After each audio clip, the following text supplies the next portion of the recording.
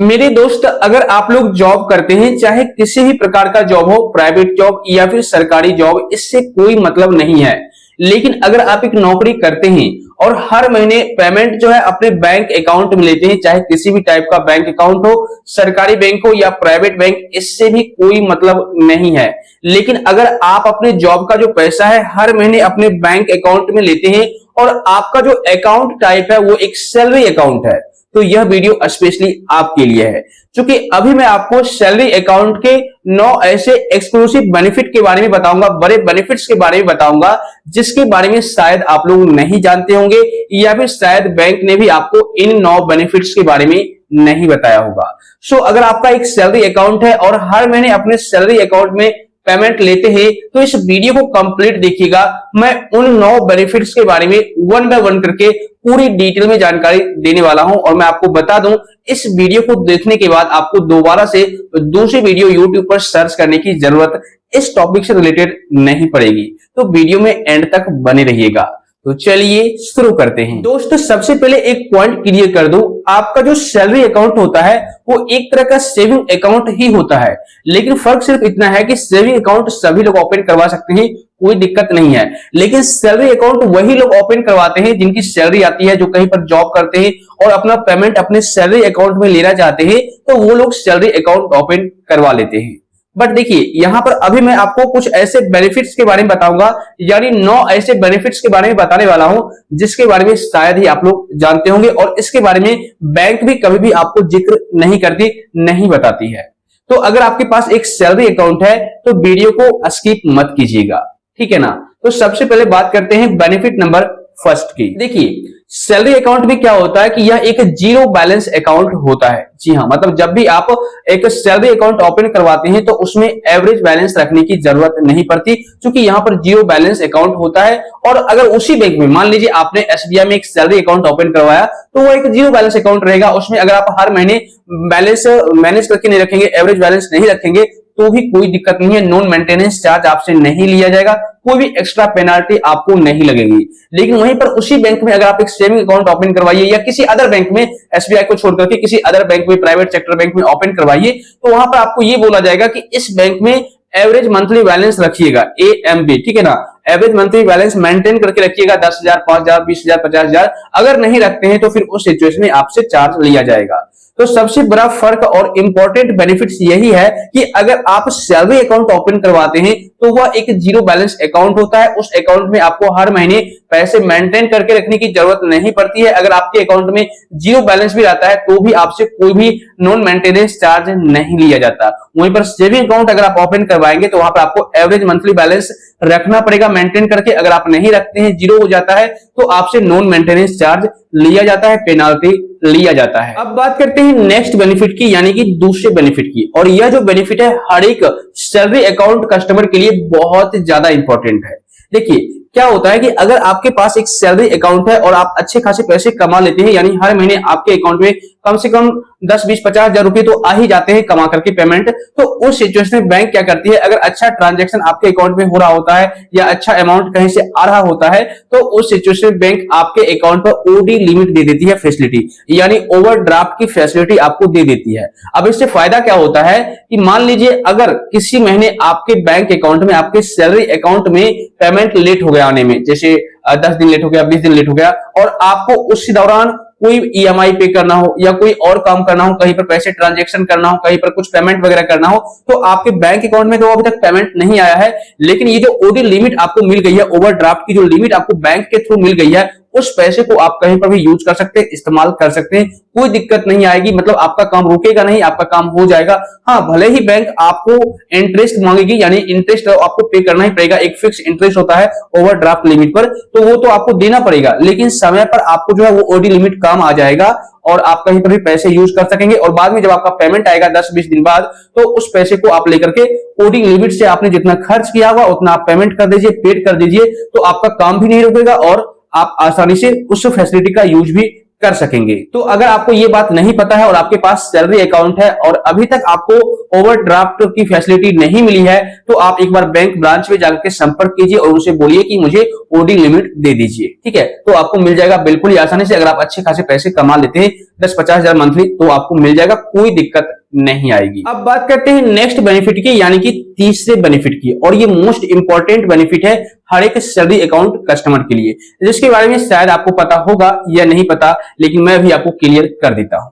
देखिए, अगर आपके पास एक सैलरी अकाउंट है, हर महीने आपके बैंक अकाउंट में पैसे आते हैं, कहीं पर आप जॉब वगैरह करते हैं, तो बैंक क्या करती है, वहां पर सैलरी अकाउंट होल्डर्स को प्री अप्रूव्ड लोन की फैसिलिटी देती है या फिर प्री अप्रूव्ड क्रेडिट कार्ड की फैसिलिटी देती है। वैसे ये आपको सेविंग अकाउंट में भी देखने को मिल जाएगा फैसिलिटी, मतलब वहां पर भी आपको प्री अप्रूव्ड लोन या क्रेडिट कार्ड का ऑप्शन देखने को मिल जाता है, लेकिन उसके मुकाबले सैलरी अकाउंट में थोड़ी जल्दी मिल जाती है, मतलब अच्छे खासे लिमिट के साथ, और जल्दी आपको वहां पर ये बेनिफिट देखने को मिलता है।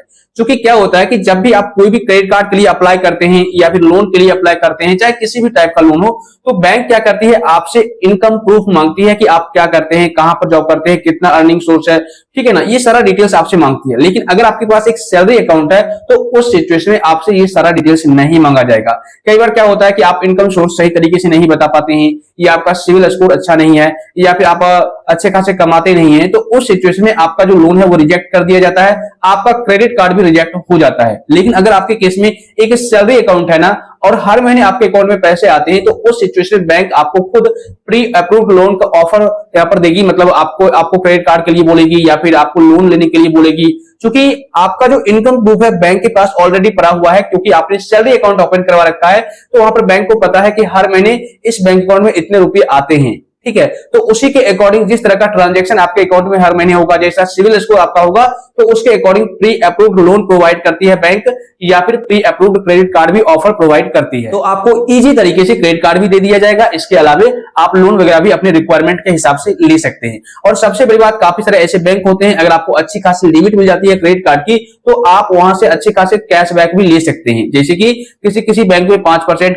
किसी बैंक में 10% का भी कैशबैक मिल जाता है, तो अगर आप उस क्रेडिट कार्ड को यूज करते हैं तो कैशबैक भी वहां से ले सकते हैं, कोई दिक्कत नहीं आएगी। तो सैलरी अकाउंट का एक सबसे बड़ा बेनिफिट यहां पर देखने को मिल जाता है। इसके अलावा नेक्स्ट बेनिफिट की बात करें तो ये भी मोस्ट इंपॉर्टेंट बेनिफिट है। देखिए, अगर आप किसी भी बैंक में सैलरी अकाउंट ओपन करवाते हैं, तो अक्सर बैंक में क्या होता है, अगर आप सैलरी अकाउंट ओपन करवाते हैं तो आपको डेबिट कार्ड या फिर आपको चेकबुक या फिर आपका जो पासबुक होता है वो बिल्कुल फ्री में मिल जाता है, उसके लिए कोई भी एक्स्ट्रा चार्ज देना नहीं पड़ता। हाँ, किसी बैंक में आपको देना पड़ जाता है, लेकिन बहुत सारे ऐसे बैंक हैं, अगर आप सैलरी अकाउंट ओपन करवाएंगे तो वहां पर इन सभी चीजों का चार्ज नहीं लिया जाता है। इसके अलावा नेक्स्ट बेनिफिट की बात करें, यानी छठे फायदे की बात करें, तो उसमें क्या होता है कि अगर मान लीजिए किसी भी बैंक में आपका एक सैलरी अकाउंट है और उसी बैंक से आप लोन ले रहे हैं, तो सबसे बड़ा बेनिफिट यहाँ पर ये देखने को मिलेगा कि लोन लेने पर आपको बहुत कम इंटरेस्ट रेट पे करना पड़ेगा। अगर मान लीजिए उसी बैंक में आपका सैलरी अकाउंट है और उसी बैंक से आप लोन ले रहे हैं, तो वहां पर आपको इंटरेस्ट रेट कम देना पड़ेगा, तो ये सबसे बड़ा बेनिफिट है। इसके अलावा नेक्स्ट बेनिफिट की बात करें तो ये भी मोस्ट इंपॉर्टेंट बेनिफिट है। देखिए, होता क्या है कि अगर आप किसी भी बैंक में नॉर्मल सेविंग अकाउंट ओपन करवाते हैं, तो वहां पर आपको एसएमएस अलर्ट चार्ज देना पड़ता है, यानी हर 15 दिन में कुछ रुपए एसएमएस अलर्ट चार्ज के नाम पर बैंक आपसे ले लेती है, ठीक है, मतलब आपसे मांगती नहीं है, आपके अकाउंट से ऑटो डेबिट कर लेती है।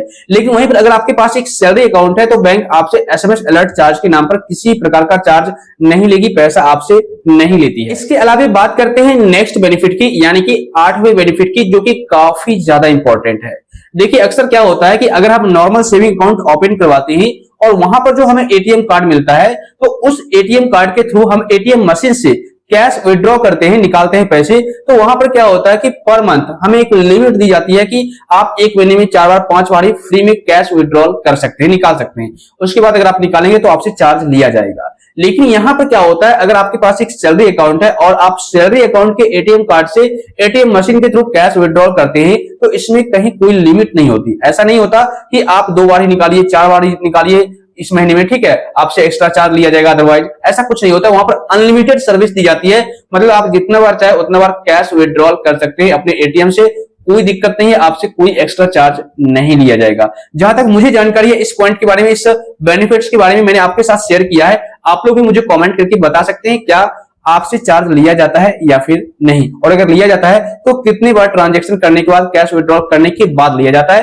कमेंट जरूर कीजिएगा। इसके अलावा नेक्स्ट बेनिफिट की बात करें तो इसके बारे में भी काफी कम लोग जानते हैं। देखिए, नॉर्मल सेविंग अकाउंट में क्या होता है कि अगर आप नॉर्मल सेविंग अकाउंट ओपन करवाते हैं तो वहां पर आईएमपीएस, आरटीजीएस और एनईएफटी जैसे सर्विस का इस्तेमाल करते हैं, तो वहां पर आपसे एक्स्ट्रा चार्ज लिया जाता है। लेकिन वहीं पर अगर आपके पास एक सैलरी अकाउंट है और आप इन सारे सर्विसेज का इस्तेमाल करते हैं, जैसे एनईएफटी, आरटीजीएस, आईएमपीएस जैसे सर्विस का इस्तेमाल करते हैं, तो वहां पर आपको फ्री ऑफ कॉस्ट मिलता है, एक भी रुपया आपसे एक्स्ट्रा चार्ज नहीं लिया जाता। तो दोस्त, अभी मैंने आपको सैलरी अकाउंट के 9 ऐसे बेनिफिट्स के बारे में बताया जिसके बारे में शायद आप लोग नहीं जानते हैं। इसके अलावा और भी काफी सारे बेनिफिट्स होते हैं जो कि सैलरी अकाउंट पर आपको देखने को मिल जाते हैं, जो कि आपको नॉर्मल अकाउंट पर नहीं मिलेंगे।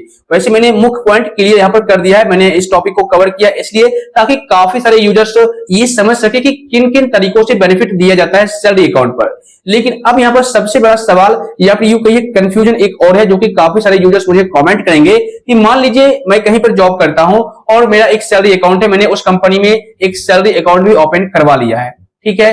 तो उस सिचुएशन में फॉर एग्जांपल अगर हम इन फ्यूचर अपना जॉब छोड़ देते हैं या फिर किसी भी तरीके से हमें जॉब से निकाल दिया जाता है एग्जांपल, तो वो जो मेरा सैलरी अकाउंट है उसका क्या होगा। तो भाई सबसे पहले तो एक पॉइंट क्लियर कर दूं, मैंने आपको स्टार्टिंग में क्लियर कर दिया कि सैलरी अकाउंट जो होता है वो एक तरह का जीरो बैलेंस अकाउंट होता है, मतलब उसमें हर महीने पैसे एवरेज मंथली बैलेंस रखने की जरूरत नहीं पड़ती। इसके अलावा मान लीजिए अगर आपके अकाउंट में जो सैलरी अकाउंट है 2-3 महीने यानी लगातार 3 महीने आपके बैंक अकाउंट में कोई भी पैसा नहीं आया, क्योंकि आपने जॉब छोड़ दिया तो पैसा कहां से आएगा। मान लीजिए नहीं आता है, तो उस सिचुएशन में बैंक क्या करती है, आपके सैलरी अकाउंट को नॉर्मल सेविंग अकाउंट में कन्वर्ट कर देती है। अब ऐसे में क्या होगा कि जिस बैंक में आपने सैलरी अकाउंट ओपन करवाया था उस बैंक में अगर आपका अकाउंट सेविंग अकाउंट में कन्वर्ट कर दिया जाता है, तो हो सकता है वहां पर कुछ क्राइटेरिया होगा कि इस सेविंग अकाउंट में आपको इतने रुपया जो है हर महीने एवरेज मंथली मेंटेन करके रखना पड़ेगा। अगर आप नहीं रखते तो आपसे पेनाल्टी लिया जाएगा, आपसे चार्ज लिया जाएगा, ठीक है। तो इससे आपको बचने के लिए क्या करना होगा, अगर आप जॉब वगैरह छोड़ देते हैं या निकाल दिया जाता है तो उस सिचुएशन में आप बैंक ब्रांच में जाकर विजिट कीजिए, आप अपना सैलरी अकाउंट बंद करवा लीजिए, तो कोई दिक्कत नहीं होगी। तो भाई इस तरीके से 9 जो बेनिफिट है आपको हर एक सैलरी अकाउंट पर देखने को मिल जाते हैं। दोस्त, इस वीडियो से अगर आपको थोड़ी बहुत भी हेल्प मिली है, जानकारी मिली है, तो वीडियो को लाइक और शेयर कर दीजिए। साथ ही आप लोग चैनल को सब्सक्राइब करके नोटिफिकेशन बिल को दबा दीजिए। और अगर आपको किसी प्रकार का कोई डाउट है, कोई सवाल है, तो बेशक आप नीचे कॉमेंट कर दीजिए या टेलीग्राम ग्रुप का लिंक आपको डिस्क्रिप्शन बॉक्स में मिल जाएगा, वहां पर जाकर शेयर कीजिए। क्योंकि आपको पता है इस यूट्यूब चैनल पर आपकी छोटी हो या बड़ी प्रॉब्लम उसका सॉल्यूशन सबसे सिंपल और लेटेस्ट प्रोसेस में देखने को मिल जाता है।